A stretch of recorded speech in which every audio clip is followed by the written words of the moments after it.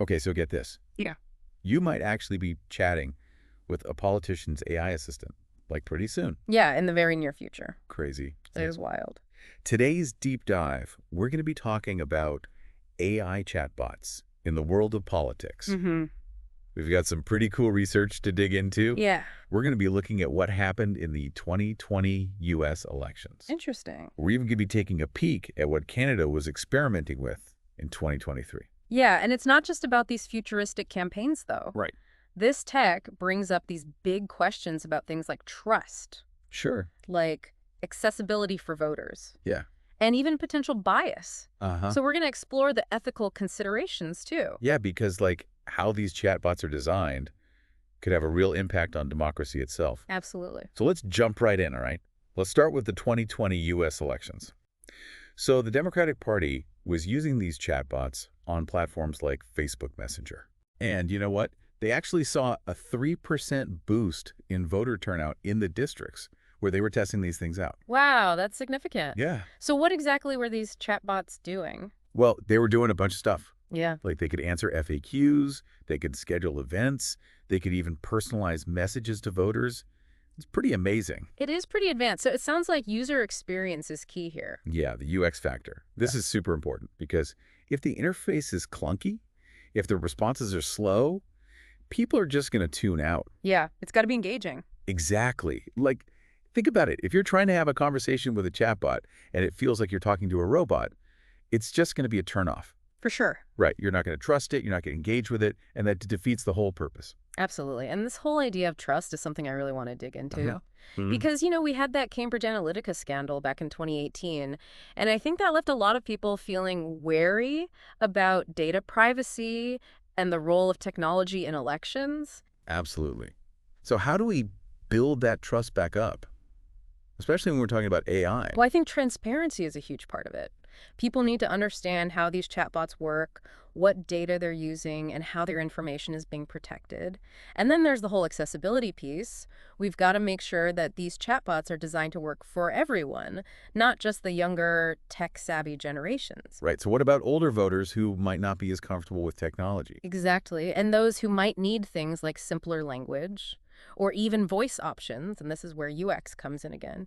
We need to design these interfaces to be intuitive and easy to use, regardless of someone's age or tech skills.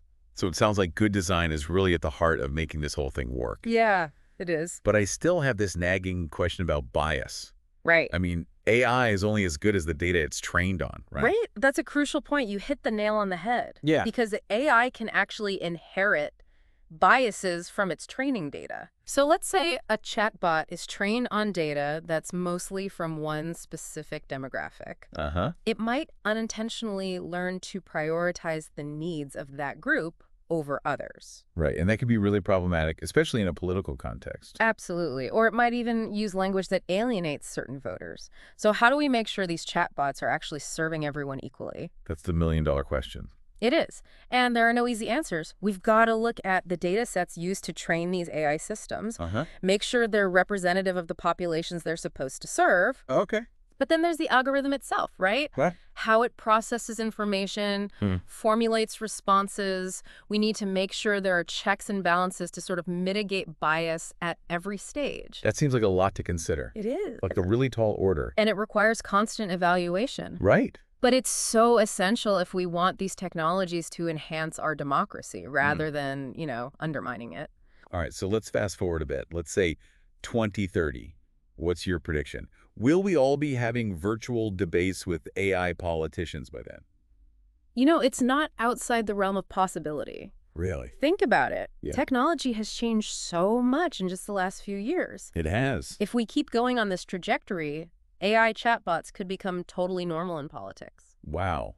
Imagine that, campaigning 24/7. Right? Personalized policy discussions, even virtual rallies in the metaverse. Yeah. It's kind of exciting, but also a little bit scary. It is. It raises questions like, if we're mainly interacting with AI, are we really getting the full picture or just a carefully curated version of reality?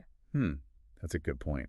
So if these AI chatbots do become the norm, it sounds like we really need to be careful about how they're designed and used. We do. Otherwise, we could end up in a future where our political discourse is controlled by algorithms. Couldn't have said it better myself. Wow, so we covered a ton today, from Yeah. how these chatbots work to, what impact they could have on democracy. It's been a wild ride.